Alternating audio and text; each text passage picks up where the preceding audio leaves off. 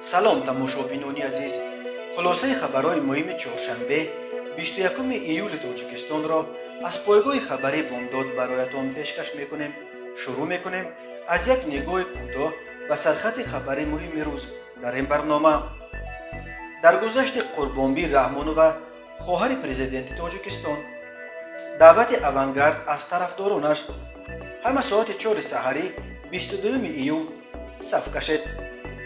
وزیر سابق مالیه عبدالسلام قربانیان در سن 62 وفات کرد. گرگ اجل یک از این گله میبرد خبر مرگ دست کم 9 شخصیت شناخته. مراجعت پسر عزت امان به مهاجران از خوردن آدمین زمین سیر نشد. در پنجکن 10 قربانی سیل را به خاک سپاریدند. در پتربورگ یک جوان تاجیک دیگر را کورد زده است. روز عید 3 نفر غرق شدند. صدمه مرگاور در روز عید در سلطان آباد. زن و زنه خونین در نزد طرفخانه اکسکلوزیو. و اکنون تفصیلات خبرها. حکومت تاجیکستان فوت خواهر پرزیدنت قربانبی رحمانووا را رسما تصدیق کرده خبر داد که قلب او 20 ایول در سن 64 از تپیدن باز ماند. در نامه تسلیت حکومت گفته می شود که حکومت جمهوری تاجیکستان در این لحظه های نهایت وزنین به برادر مرحوم اساسگزار صلح و وحدت ملی پیشوای ملت پرزیدنت جمهوری تاجیکستان محترم امامعلی رحمان، فرزندان، خویش و تبار و نزدیکان و پیوندانشان اظهار همدردی عمیق بیان میکنند. اما در نامه تسلیت حکومت در مورد سبب مرگ خواهر پرزیدنت چیزی گفته نشده است. رادیوی آزادی قبلا خبر داد که قربانبی رحمانووا شام 20 ایول در بیمارستان حکومتی در منطقه معروف به شهرک طبی میدگرداک در شهر دوشنبه وفات کرده است. یک منبع در میان پزشکان به رادیوی آزادی سبب مرگ قربانگل رحمانووا را به گرفتاریش به بیماری کرونا ویروس ربط داده. او گفت بیماریش تصدیق شده بود. 10 روز در شفاخانه خوابید. قربانگل رحمانووا همسر خالمومن سفروف رئیس سابق کارخانه دولتی خوجگی جنگل و شکار بود که سال 2012 در محله افتوگزل دوشنبه در نتیجه یک سوءقصد مسلحانه وقتی از مسجد از نماز خفتن برگشتنش کشته شد. مراسم دفن رحمانووا روز 21 ایول در دهه ملک وینویه دنغره برگزار می شود. مأموریت ولایت ختلون نیز به پرزیدنت، فرزندان، خویش و تبار و اقربای خواهر مادر مرحوم تسلیت عمیق عرض و در تحمل درد فراق صبر و شکیبایی تمنا کرده قربانبی رحمانووا را یک نماد مهر و محبت، عفت و هنر، مادر غمخوار و عزتمند و خبر مرگ او را بس تکان بخش و غمانگیز نامیده است. در نیم ماه آخر قربانبی رحمانووا اینک دومین نفر از خویشاوندان نزدیک پرزیدنت تاجیکستان است که هرچند مقامات رسما این را تصدیق نکردند ولی به اطلاع منابع رسانه‌ها با گمان گرفتاری به بیماری کرونا ویروس می‌ففتند. روز 5 ایول ازبکبی اسدالله و خوشدامن امامعلی رحمان که با علامت‌های کرونا ویروس در کلینیک منصوروف در دوشنبه بستری شده بود از عالم چشم پوشید. در همین حال وزارت تندرستی شام 20 ایول خبر داد که در یک شبانه روز آخر در کشور 51 حالت نو گرفتاری به کرونا ویروس ثبت شده، 43 نفر شفا یافتند و متاسفانه در یک شبانه روز گذشته 2 نفر از این بیماری جان باختند. فیروز محمدالله رهبر کنونی اوانگارد در فیسبوک از نام این سازمان به مقامات حفظ حقوق تاجیکستان نزدیک از همه طرفداران اوانگارد دعوت کرده است که برای نمایش دادن نیروی جوانان و مردم سربلند کشور تا صحنه 22 ایول خود را در مقامات حفظ حقوق شهر و ناحیه ها نام‌نویس کرده صحنه ذکر شده یعنی 22 ایول ساعت 4 صبح در قطار مقامات حفظ حقوق کشور برای حمایت وطن صف آرایند. در این دعوت گفته می شود که اوانگارد همه وقت در پهلوی مردم سربلند کشور و پیشوای ملت بود، هست و میماند و ما همه برای حمایت وطن عزیز خود آماده می باشیم و آن را محافظت می کنیم.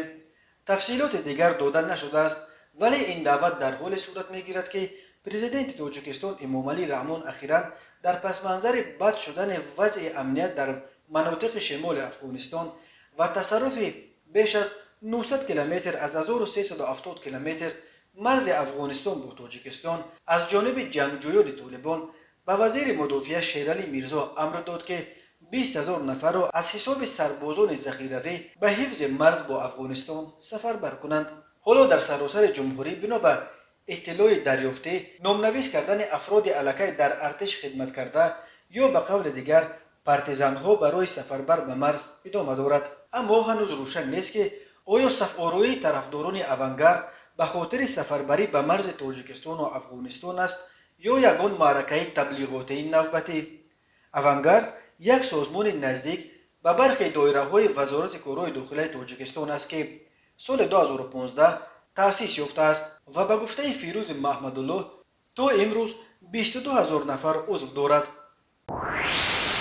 عبدالسلام قربانیان سابق وزیر مالیه تاجیکستان در سن 62 وفات کرده است.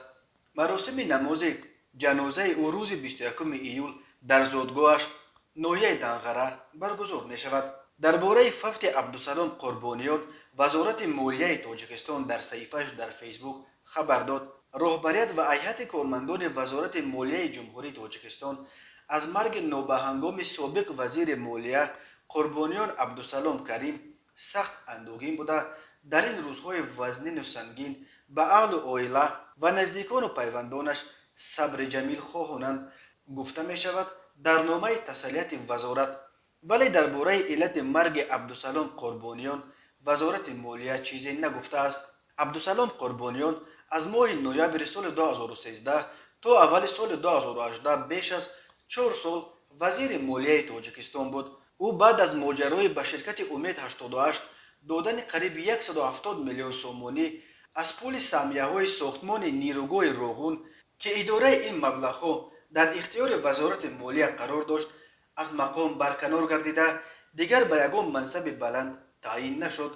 عبدالسلام قربانیان 9 فوریه سال 1959 در ناحیه دنغره به دنیا آمده.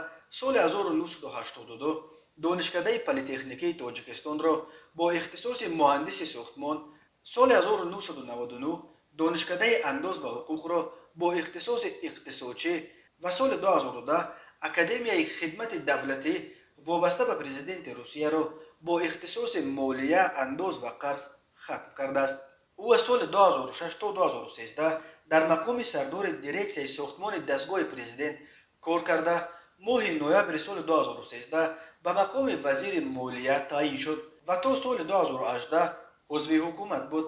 عبدالسلام قربانیان با اردن شرف درجه 1 سرفراز گردانیده شده است. از او 4 فرزند باقی ماند.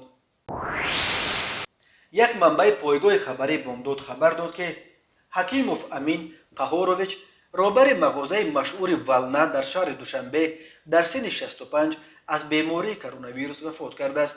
به گفته این منبع چند پیش مادر امین حکیموف نیز از کرونا ویروس جان باخت و خود او در عرفه عید قربان ترک این دنیا کرد. دانشگاه دولتی کولاب روز 20 ایول از درگذشت اکادمیک سمرالدین کریموف خبر داد. رکتور دانشگاه میرعلی زاده درگذشت اکادمیک کریموف را تلفات بزرگ برای اهل علم و معارف تاجیکستان نامید. سمرالدین کریموف یگانه متخصص ساحه فیزیک در تاجیکستان بود که در مسئله های فیزیک نیم ناقل‌ها تحقیقات گسترده و ارزشمند انجام داده است. سمرالدین کریموف تمام عمر در دانشگاه کولاب کار کرده. سالهای 90 رکتور این دانشگاه بود. همسر او پروفسور عزتووا نیز در همین درگاه به دانشجویان درس می‌دهد. دکتر علم‌های بیولوژی پروفسور نموز بیردیف نیز در سن 82 از کرونا ویروس جان باخت. 25 روز آخر او با این بیماری نبرد کرد ولی صبح 20 ایول درگذشت. پروفسور بیردیف 23 ینوار سال 1939 در دهه میتون نویه اشتهان ولایت سمرقند به دنیا آمده. بعد ختم رشته بیطوری دانشکده کشاورزی سمرقند در اولهای سال 60 به تاجیکستان آمده و بیش از 6 سال عمرش را به این جمهوری بخشید. در گروه ورچی تاجیکستان در فیسبوک از مرگ نامزد علم‌های طب، طبیب نیاناتولوگ و استاد دانشگاه دولتی طبی تاجیکستان بزرگ و نزاکت جلیلوف خبر دادند. به گفته نزدیکانش نزاکت بزرگ و 25 روز آخر در بیمارخانه یکم سویتسکی تحت دستگاه نفسکشی صنعی قرار داشت و با کرونا ویروس مبارزه می‌برد. لایحه خدمت رسانی‌های مجموع برای مادر و کودک در فیسبوک خبر داد که صبح عید سعید قربان دل کارمند این مؤسسه امتشایف رستم زحمتکشویچ از تپیدن باز ماند. رهبریت و کارمندان لایحه به اهل عائله، نزدیکان و پیوندان مرحوم با اظهار تسلیت صبر جمیل خواستند. درباره علت مرگ رستم امتشایف چیزی گفتن نمی شود. زهرا رسولова در فیسبوک خبر داد که قلب سلامت علیمجانова یکی از زنان معرفت پرور نویه شهرستان از تپیدن باز ماند. بنا به امور رسمی تا شام 20 ایول در تاجیکستان در عموم 14288 نفر به کرونا ویروس گرفتار شده، 114 نفر از این ویروس جان باختند. به این ترتیب حالا در کشور 313 نفر گرفتار کرونا ویروس تحت طبابت باقی میمونند. منتقدان بر اینند که امور رسمی وزارت تندرستی خیلی کمتر از شماره واقعی گرفتاران و قربانیان کرونا ویروس در تاجیکستان است. محمد یوسف خولوف پسر عزت امان حامی شناخته حقوق مهاجران تاجیک از ماه مارت که اینک 4 ماه باز در دوشنبه در حبس قرار دارد در یک مراجعتنامه ویدیویی از مهاجران تاجیک در روسیه خواست که به آنها برای جمع‌آوری و پرداخت مبلغ ضرری که مقامات به گردن پدرش بار کردند کمک کنند. پسر عزت امان گفت پرونده پدرش را باید روزهای نزدیک به دادگاه بسپارند. ما به تنتنه عدالت باور داریم و مطمئنیم که پدرم روزهای نزدیک به آزادی میبراید، گفت محمد یوسف خولوف. هفته گذشته شریف قربانزاده سردار ریاست نظارت اجرای قانونها در دادستانی کل تاجیکستان گفت علیه عزت امان 12 نفر دعوا پیش آوردند و او را در قلابی به مبلغ 630,000 روبل روسی و یا نزدیکی $10,000 ایبدار میکنند. به عقیده دعواگران عزت امان در روسیه گویا برای حمایت حقوق آنها پول گرفته ولی فریبشان داده است. بنا به اطلاع دریافتی قرار است که عزت امان ماه آگوست بر اساس قانون اوفی که به مناسبت 30 سالگی استقلال تاجیکستان قبول میکنند آزاد خواهد شد، ولی یک شرط اوف پورا پرداخت کردن حجم ضرری است که در پرونده نشان داده شده است. عزت امان روز 25 مارت همگی چند روز بعد لغو شهروندی روسیه‌اش به طور مرموز از مسکو غیب زد. وزارت کارهای داخلی تاجیکستان اعلان کرد که عزت امان در این وزارت در بازداشت قرار دارد و به ضدش با اتهام قلابی پرونده جنایتی گشودند. مقامات تفتیشات نویه ادمیرالسکی شهر سنت پترزبورگ روسیه نسبت به یک شهروند 19 ساله تاجیکستان با اتهام رسانیدن آسیب وزنین به سلامتی یک هموطنش پرونده جنایتی گشودند. به این جوان تاجیک بر اساس ماده 106 کودکس جنایتی روسیه از 3 تا 8 سال زندان تهدید میکند. سامانه محلی گازت رو خبر داد که شب 19 ایول ساعت 12:45 در خیابان مسکو یک در نزد فروشگاه ادمیرالسکی بین شهروندان تاجیکستان مناقشه سر زد. در جریان آن یکی به سوی دیگر کارت کشیده است.